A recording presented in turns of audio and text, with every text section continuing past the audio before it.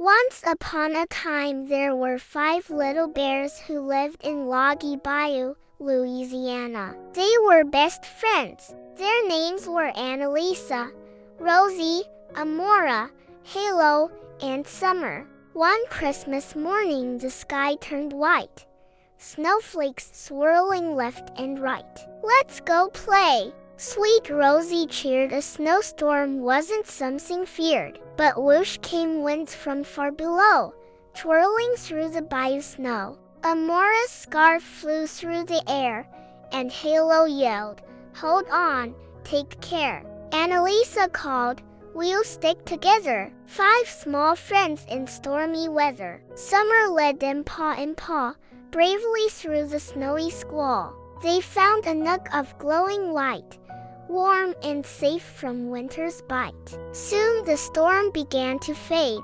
leaving glitter where it played. 5 little bears in joyful cheer. Merry Christmas, we are still here.